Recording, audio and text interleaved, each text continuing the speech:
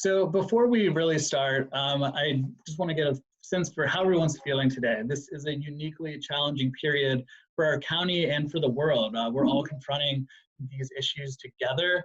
The past several months and weeks have really been overwhelming between the global pandemic, police brutality, demonstrations for social justice, and everyday struggles that are really causing stress, pain, frustration, and fear. So many emotions. So we want you to share a word or two through the poll or in the chat window just to see how you're feeling today. It looks like we have a range of emotions from doing okay to fired up, very tired, hopeful, and I get that. I sometimes cycle through each of these emotions in a given day. It doesn't help that it's Monday. So we just want everyone to know that we want to foster a kind of inclusive and productive discussion tonight. So we thank you guys for joining us, but we're understanding that everyone's balancing a lot of different emotions. So tonight we'll focus on the safe and efficient travel section of the Thrive Montgomery 2050 plan. So in 2050, the goal is for Montgomery counties to have a high quality transportation system that plays a critical role in supporting the county's economic health, environmental resilience, and equity. So county residents ideally will shift from a heavy reliance on private vehicles to public transport, which will form the backbone of the county's transportation network. So this safe, reliable, and efficient transit network will be composed of Metro Rail, Purple Line, commuter buses, and regional and local buses with a robust network of sidewalks, bikeways, and trails. So there are really four key components to this transportation system. The first is multimodal. So our transportation system will provide multiple travel choices for all residents. Next, we want this to be equitable. So we want the system to be safe and efficient for everyone with access provided throughout the county. Additionally, it should be sustainable. So transportation improvements should not occur at the expense of the environment. And lastly, it should be resilient. So the transportation system will continue to function normally, even in the event of extreme weather, major accidents, and equipment or infrastructure failures. So a little more background on what Thrive Montgomery 2050 is. It's an update to the general plan, which was originally written in 1964 and then updated again in 1969. When the 1964 general plan was written, much of Montgomery County was undeveloped. It made sense to lay out broad planning principles based on the wedges and corridors concept of self-contained corridor cities connected by transportation networks to guide the growth of the county over the ensuing 50 years.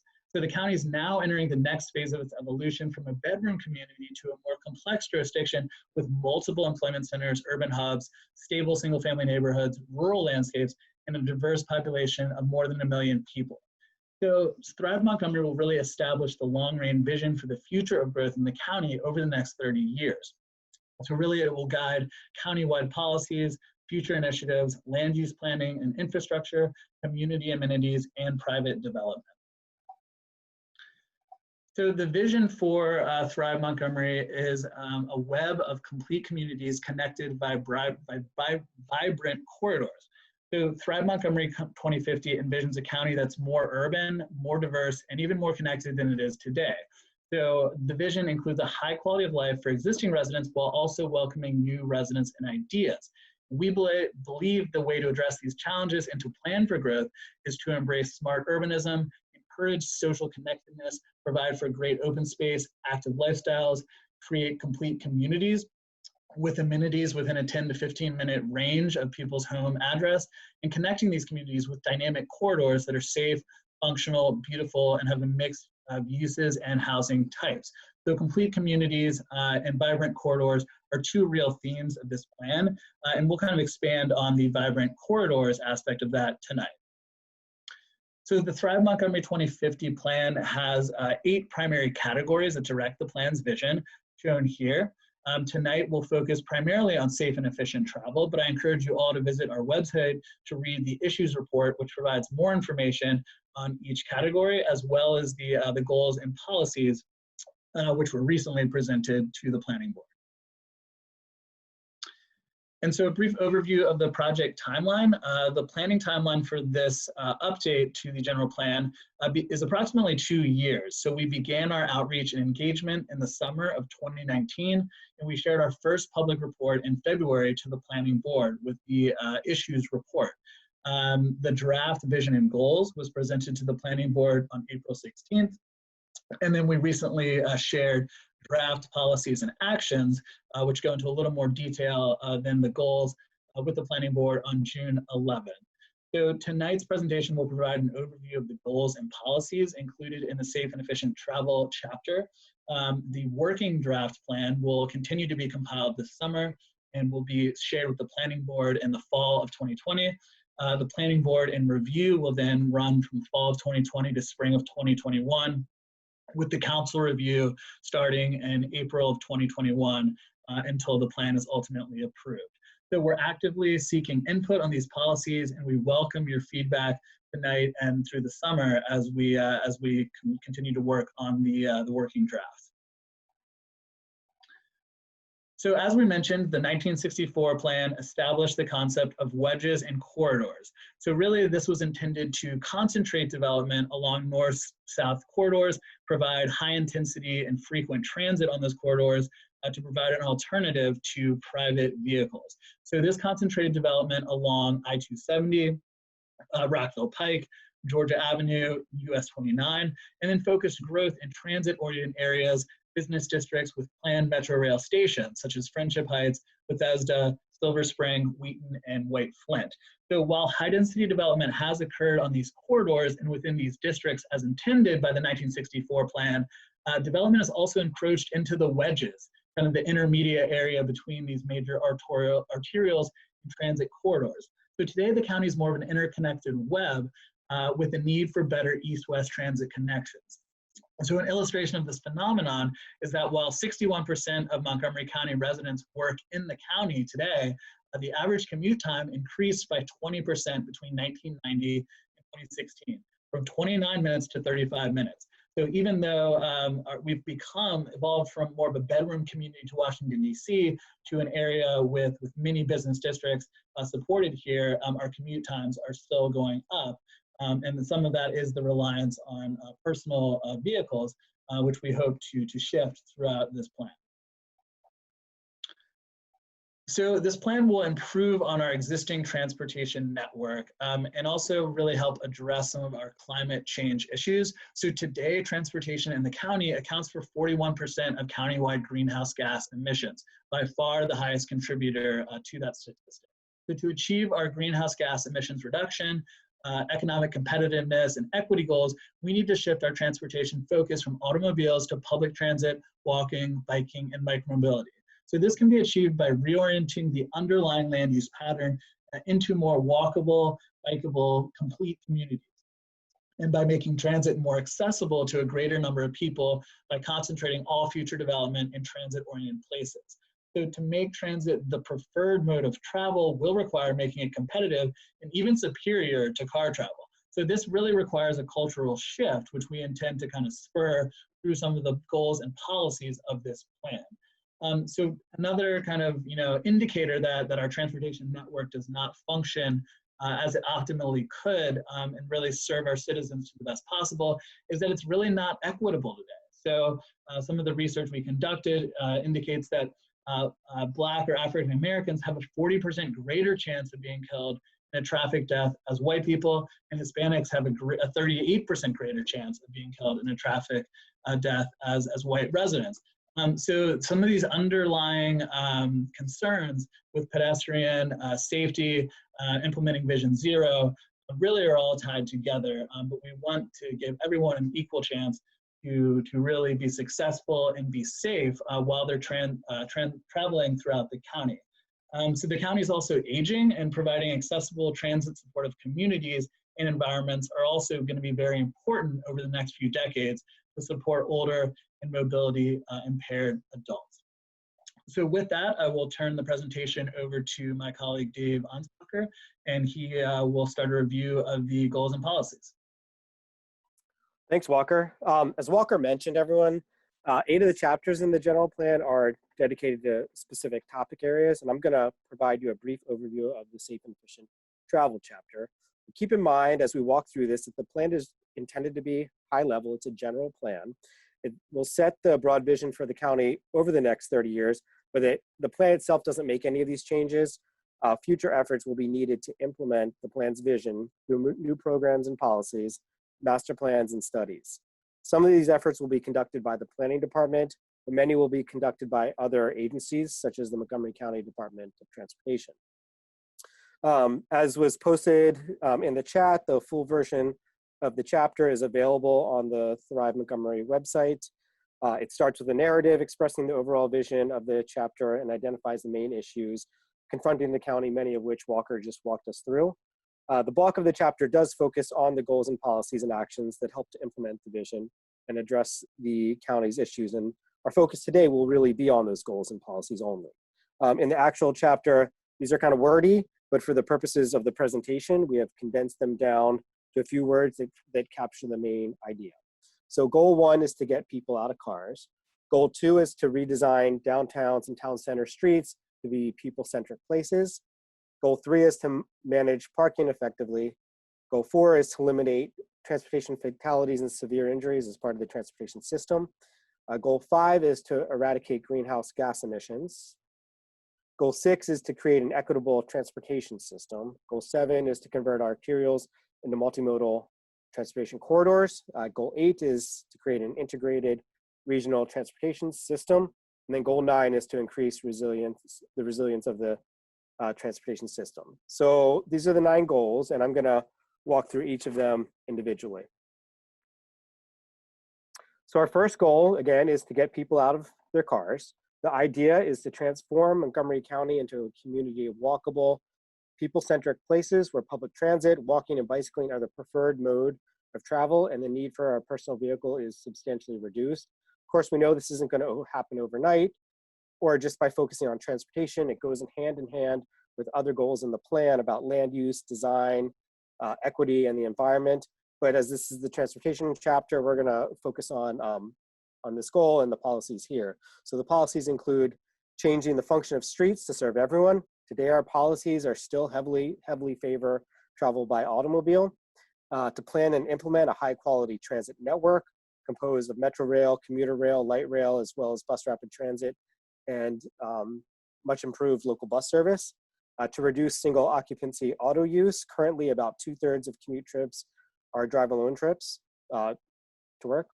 And then to strengthen access from low density areas to our existing and planned rail and bus rapid transit stations. Goal 2 is to redesign street systems in downtowns and town centers to be active, people-centric places. The vision is that most travel to, from, and within these areas will occur by walking, bicycling, and transit. Developing a grid of streets is really one of the most important ways we can improve transportation in Montgomery County. So policy 2.1 here, shown here, is to expand the street grid to create shorter blocks, and policy 2.2 is really to focus on prioritizing walking and bicycling. The amount of space that the county dedicates to storing cars in the county is quite large. And this is space that could be otherwise used for transit lanes, bikeways, walkways, trees, other things such as stormwater management. So goal 3 is to have fewer parking spaces and manage the spaces that remain effectively. We do this with 2 policies. The first is to reduce public and private parking so that we can repurpose the space for other uses. And second, to price parking at market rates so that people pay the real cost of storing their vehicle in what is oftentimes some of the most valuable land in the county. Goal 4 is to eliminate all transportation-related fatalities and severe injuries in line with Montgomery County's so-called Vision Zero priorities, and to provide a transportation system that is safe for everyone. This is achieved by prioritizing safety in planning and project implementation, including both private development projects and public capital projects. Also by proactively addressing high-risk locations, those locations where our transportation system is the most dangerous, and harnessing technology to improve safety. Goal 5 is to eradicate greenhouse gas emissions and dangerous pollutants from the transportation system in line with the county's very ambitious climate change goals. We achieve this through 3 policies: incentivizing transit use, walking, and bicycling, using pricing to reduce vehicle use, such as congestion pricing or a tax on travel, and facilitating mass adoption of zero emission vehicles. Goal 6 is to create an equitable transportation system that provides affordable and accessible travel options to jobs, education, and services. This is really about prioritizing projects that provide safe and comfortable access, and reliable and comfortable transit for low-income communities, communities of color, seniors, physically challenged residents, among others. And I just want to note that while we only have 1 policy under this goal, this is really because equity and equitable transportation is really interwoven into all of our goals and policies. Goal 7 is to convert auto-centric transportation corridors into safe, people-centric multimodal streets with rail and bus rapid transit. Most travel to, from, and within these transportation corridors will occur via walking, bicycling, and transit. These roads include roads such as Georgia Avenue, Veers Mill Road, and Randolph Road that are today largely focused on pumping cars through the transportation system, often to the detriment of walking, bicycling, and transit, as well as its surrounding communities. And to achieve this goal, our policies are to prioritize walking and bicycling improvements, to build out our bus rapid transit network, and to implement a grid of streets. And again, I really want to stress how important it is to implement a grid of streets, as it is the key to slowing down travel speeds on our arterial streets and providing more frequent, safe crossings for people. It's also going to be one of the most difficult policies to implement. Goal 8 is to create a seamlessly integrated regional transportation system by coordinating transportation planning within the region and between neighboring jurisdictions, and this will be achieved by coordinating policy with our neighbors. And the final goal is to increase the accessibility of the transportation system to withstand future climate conditions and to bounce back from natural or human-made disasters. So the policies in support of this goal are to creating and enhancing redundancy in the transportation system, promoting climate adaptive design, and ensuring government can provide quick responses to terrorism, disasters, or public health questions. So at this point, I'm going to turn it over to Jesse. Great, thanks, Dave. So during this next session or portion of the meeting, we're going to be answering your questions. So feel free to add your questions in the Zoom chat box. Alternatively, you can raise your hand and we can call on you. We have one question so far from Jane Lyons. Dave, I'm going to be passing this to you. She asks, the county's transportation system is already multimodal. How will Thrive set the groundwork to shift mode share over the next 30 years to be more equitable, sustainable, et cetera? Yeah, thanks, Jane. Yes, the county's transportation system is already multimodal, but as Walker was noting, I think I noted earlier, currently only a fraction of our travel is by means other than driving alone. So, and I think about 2/3 of our commute trips today are by driving alone. So we have a long way to go. So how are we going to do this? Number one is, and this is covered sort of in the land use chapter, so I'll just briefly touch on it. But the vision of the plan is that almost all new growth should occur in our downtowns or town centers and along these transit corridors that we establish. So we're going to be encouraging development along these areas where we intend to provide really great public transportation and to really put an emphasis on improving walking and bicycling. That's not to say that we don't envision investing in other areas of the county. We certainly need to improve our local bus service. It needs to be a lot more frequent. We need to improve other multimodal connections, walking and bicycling to our transit facilities, even though they might be a little bit further away. You know, a lot of our equity emphasis areas today, areas that have a disproportionate percentage of people of color or low-income residents, are located in many of these transit corridors. The Purple Line certainly is passing through parts of the East County where we have a large Hispanic population. And so the idea, again, is that these transit corridors are really going to beef up public transportation. It's going to make it far easier to walk and bike. And again, many of the lower income and racially diverse areas of the county will be served by high quality public transportation. Great, thank you, Dave. Jane also had a follow-up question about 15-minute living and complete communities. So when Thrive talks about 15-minute living, does that mean location 15 minutes from your home without a car, or does it mean with a car? And Dave, I think I'll pass this back to you as well. I think it means different things in different parts of the county, and other folks can chime in. If you're in a rural area, driving is probably going to continue to be one of the main ways that you get around. So 15-minute living in, in Dickerson, Montgomery County, probably is going to be a 15-minute travel by car. In downtown Wheaton or in downtown Silver Spring, 15-minute living will likely focus on walking and bicycling. Great, thanks, Dave. We have a question from Irene that talks about climate.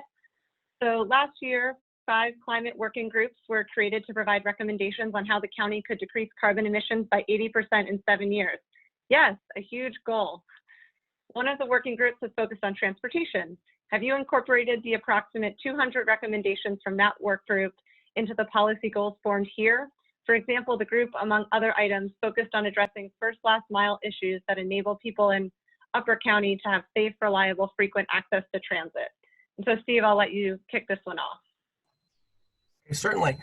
Well, I mean, certainly the timeframes of our plan and that plan are quite different, but we're certainly looking at many of those same types of issues. I think as we start looking at not just in the transportation side, but certainly on trying to reduce emissions as well. I think many of those issues, whether it's improving access to transit, I think that's how we address it there. And this is Dave again. I'll just quickly chime in.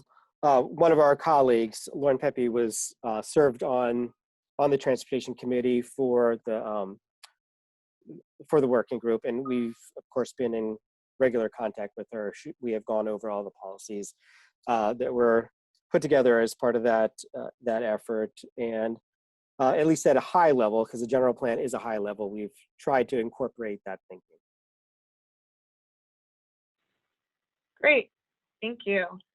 We've also received some comments from Lark that are talking about in Burtonsville Plaza that there's a need for traffic lights. I think at a high level, we're talking in this general plan more broadly about transportation policies rather than location-specific changes. But Dave, could you just talk a bit about how those sorts of issues will be addressed in the general plan? Yeah, and so one of our chapters, chapter 3, or perhaps I'm getting the chapter numbers wrong, but one of our chapters, chapter 4, is focused on eliminating fatalities and severe injuries in our transportation system. That's our Vision Zero goal.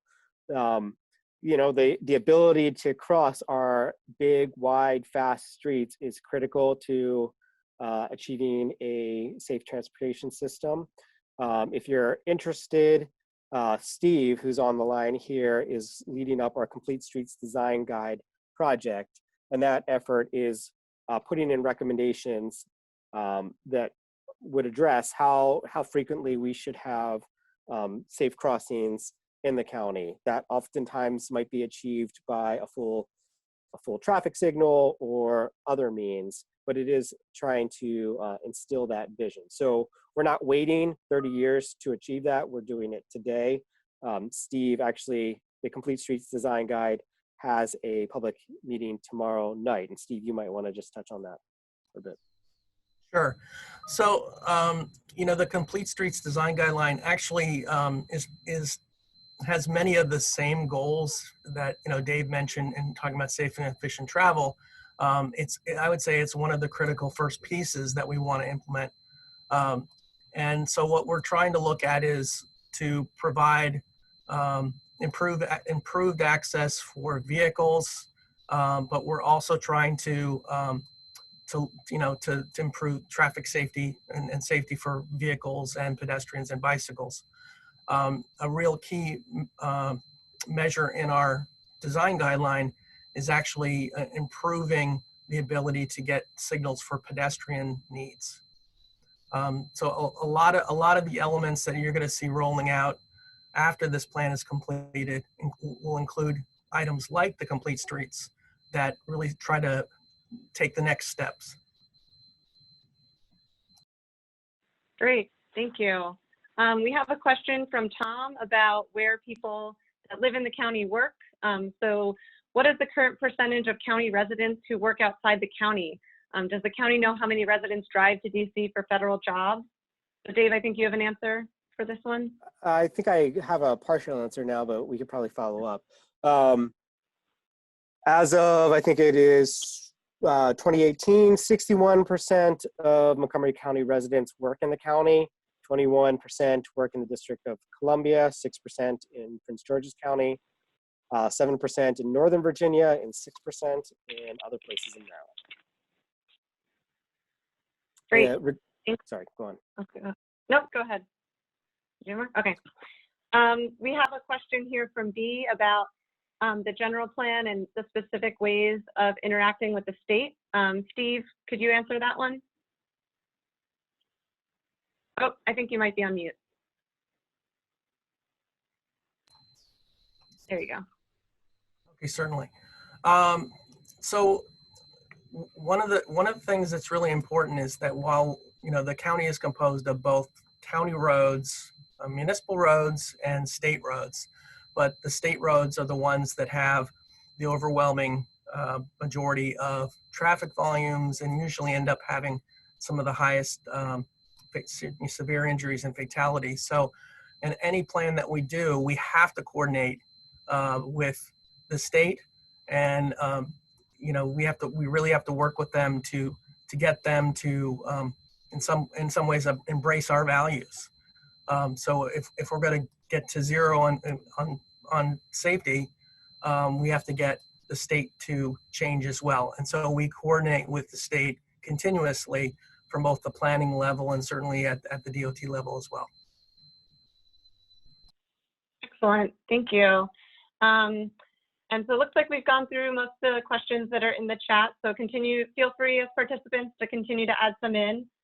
We also have some other questions that we prepared, so we'll run through some of those now. Walker, I'm gonna first turn this over to you. Will it be easier to travel in the county without a car with implementation of the general plan?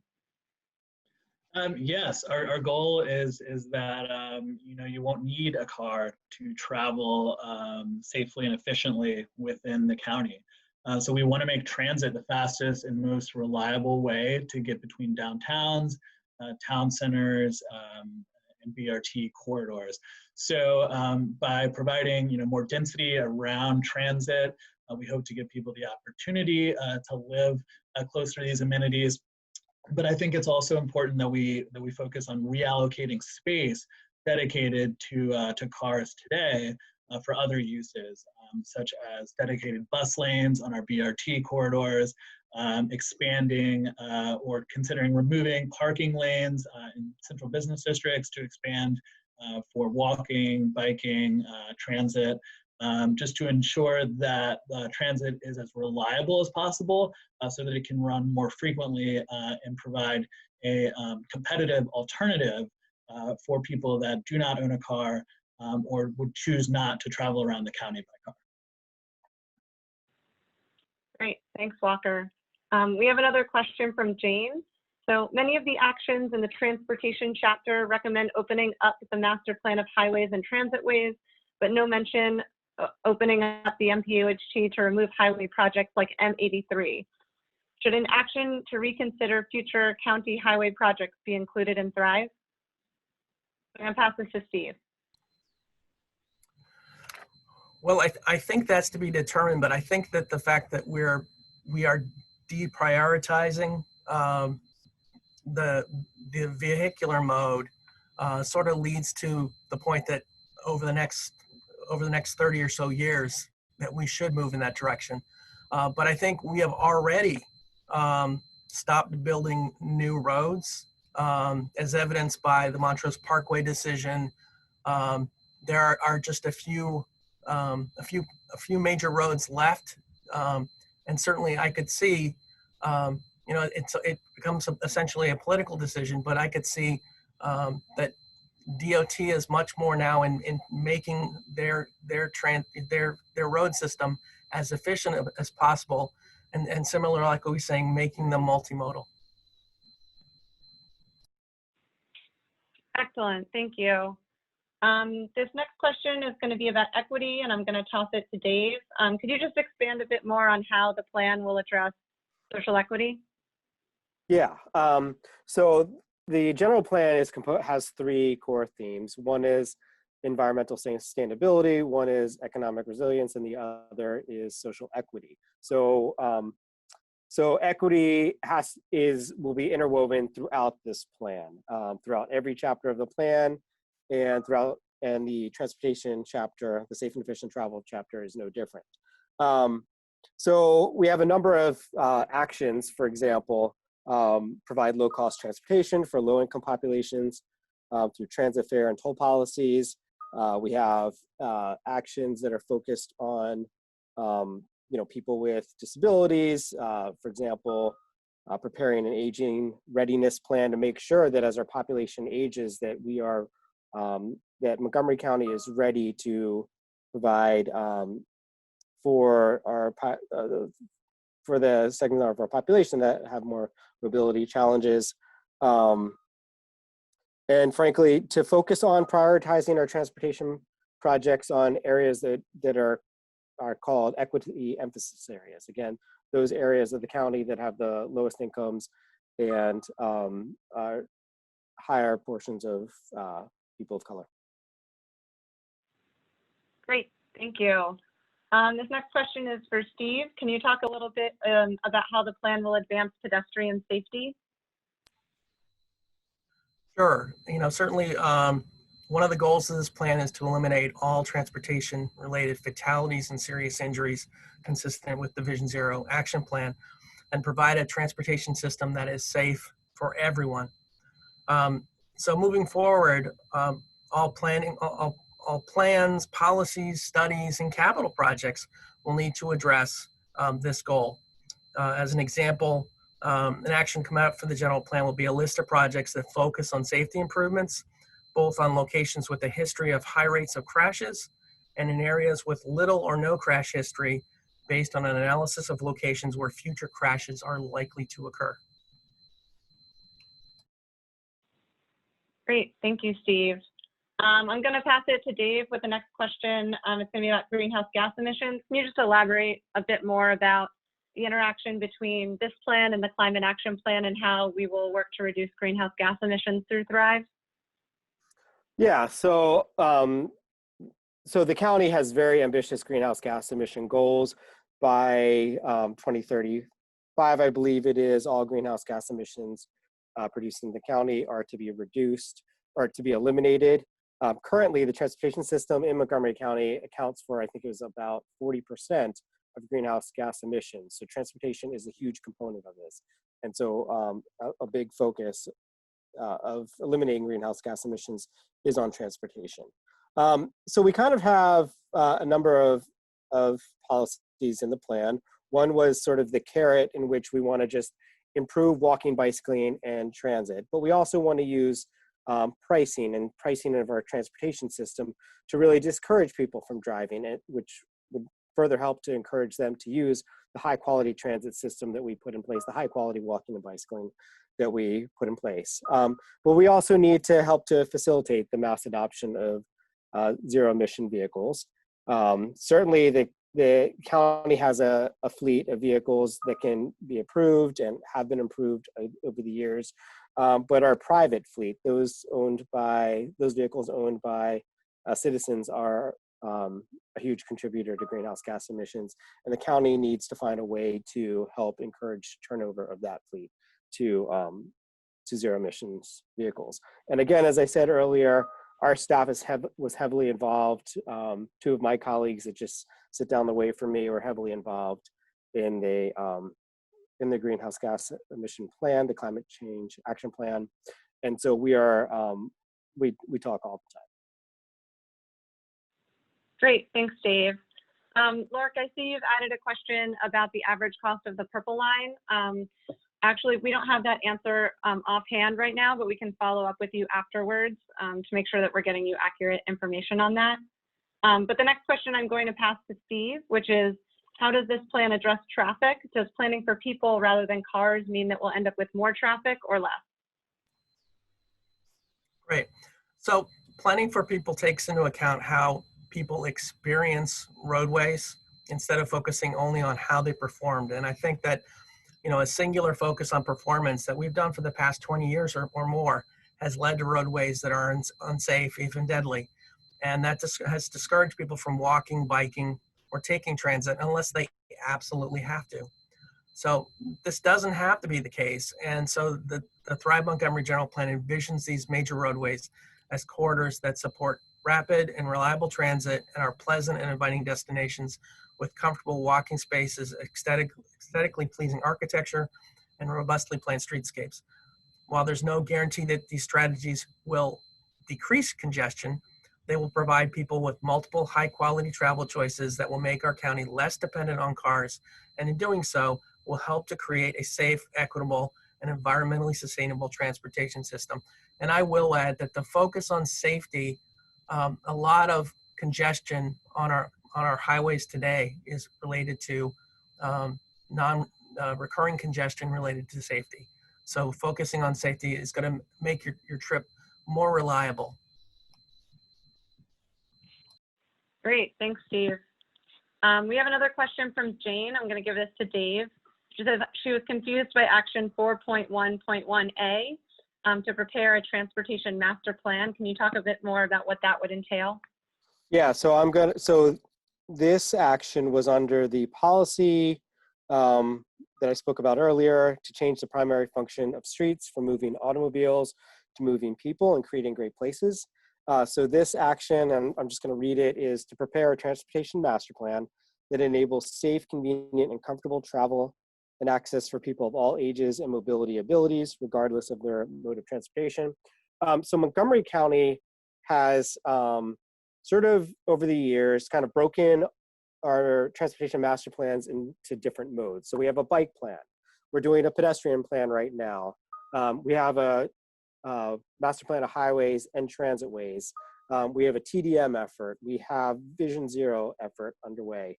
But nothing has brought all these together. And so the idea of this master plan is to bring all the modes together, all the new thinking, and to incorporate the principles and the design guidance that comes out of the Complete Streets design guide that we were speaking about earlier. Great, thank you.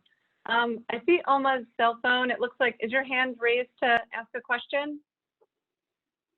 No, never mind. Okay, saw that your hand was raised in the video chat. Wasn't sure if that was trying to chat or not. Okay, so we have another question here. I'm going to turn it over to Walker. I think that's kind of similar to the last one I asked you, but if you could just talk about people who don't own a personal vehicle and how they'll be able to travel under Thrive. Sure. So I think this goes back to kind of the concept of connectedness and corridors and really providing housing and concentrating services within short distances of people in compact communities. So ensuring that the sidewalk network is complete, ensuring that the bicycle master plan is built out to give people options to make those short trips.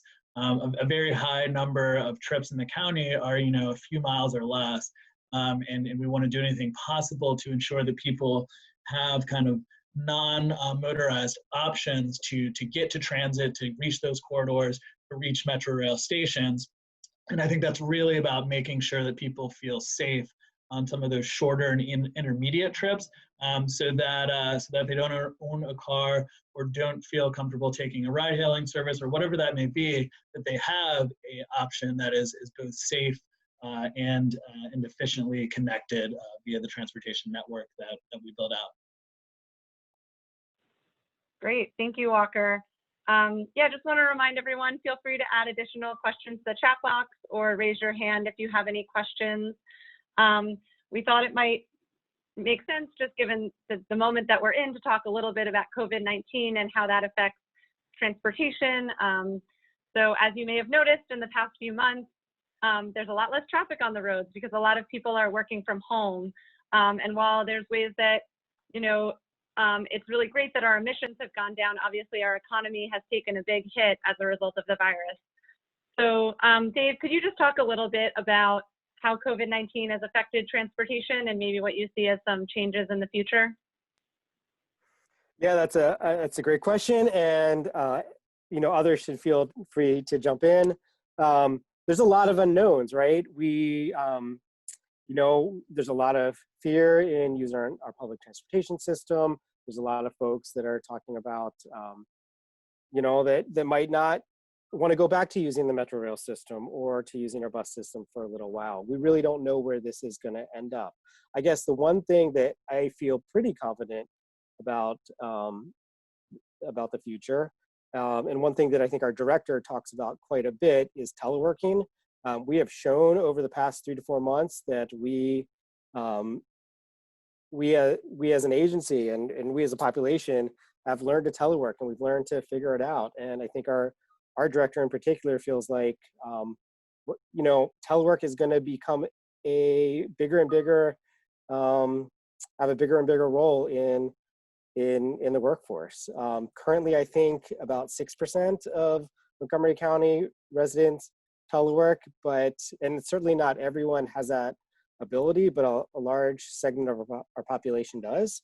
And I think it's, reasonable to see a big jump in teleworking, and that could lead to a lot of opportunities for us. It could create a lot of excess, perhaps, capacity in our roadway network, so that we can start sooner rather than later thinking about converting some of our existing travel lanes on large roads, on our six-lane roads, to transit lanes. We can think about converting some of that space to walking and bicycling.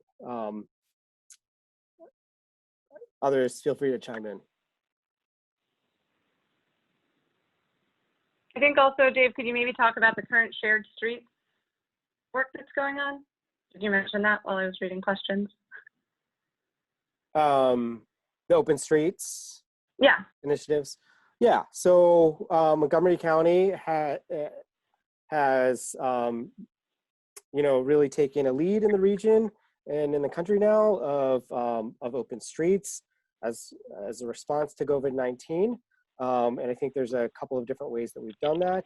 We started off, perhaps, 2 months ago now, where the Parks Department was confronted with a situation where the trails were overwhelmed. People didn't have any places to go. They were using the trail system, which is great, but they weren't social distancing. And so the Parks Department had to make a determination. Are we going to keep these trails open, or are we going to find ways to provide more space for people to walk and bike? And so they started extending the closures of the parkway system. More recently, the County Department of Transportation, in coordination with other agencies, have open streeteries. We've closed down some streets temporarily to traffic, and have enabled the businesses, restaurants, to put outdoor seating in places such as Wheaton, Silver Spring, Bethesda, I think even now Germantown as well. And then I guess the final aspect is the county is now implementing their Slow Streets initiative, in which we take long corridors, oftentimes roads that parallel major highways such as Georgia Avenue, and we have closed those parallel streets down to through traffic and have tried to slow the streets down, so that the idea is to give people an alternative place to walk walk and bike. Great, thank you.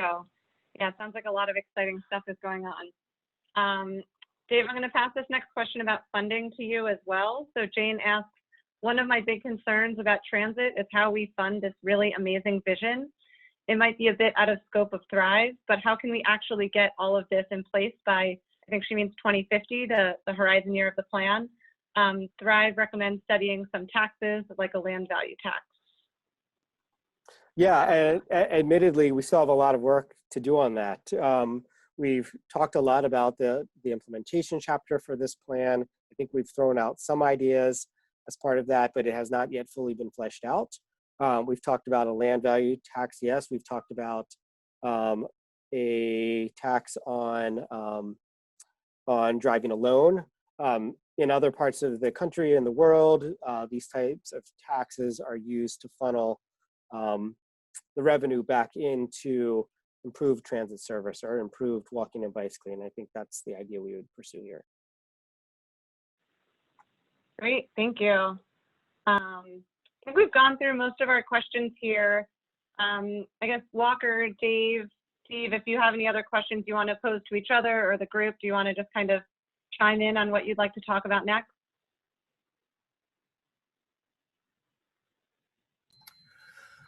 Well, I guess I'd just like to reiterate the fact that, you know, we didn't name this chapter Safe and Efficient Travel for no reason. And I think what's really important is that safety is the primary area where we focused from day one. We have, especially on arterials, we have 6-lane highways that are basically scary for anyone to cross. The fatality and severity rates are too high.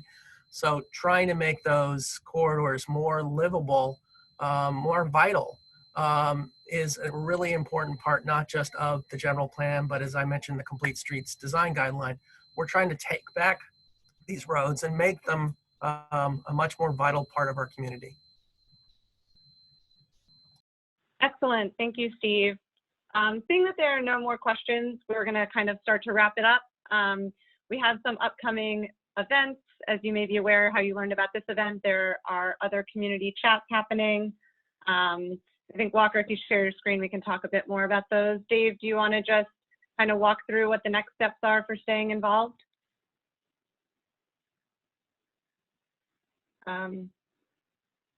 Sorry. Oh, Yeah, no, so as you see on the screen here, we have a number of ways that you can stay involved. Certainly, if you're interested, sign up for our email letter at thrivemontgomery.com. That's a great way to get updates on what's going on, what events are happening, or what, as the planning board is reviewing this document, you'll be notified of that.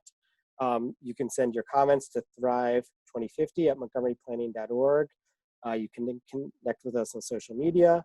And you can continue to participate in these upcoming chats. There's going to be a couple of more that are shown on this screen. So tomorrow at noon is the Complete Communities. That's focused on land use. Tomorrow as well is a bilingual event on the healthy and sustainable environment. June 24th, that's Wednesday, is an all-day Twitter town hall about housing, and it concludes in the evening with Pints with a Planner with chair of the planning board, Casey Anderson. On the 29th, we're talking about culture and design. And then on the 30th, diverse and adaptable growth. You can find out more about all those chapters in the actual plan link that was sent out earlier. So we really want to thank you all. This is our contact information. You should feel free to reach out to any of us if you have any additional questions that you didn't bring up, or if you want to dive into a deeper discussion about any of the issues that we talked about tonight. And thank you, everybody.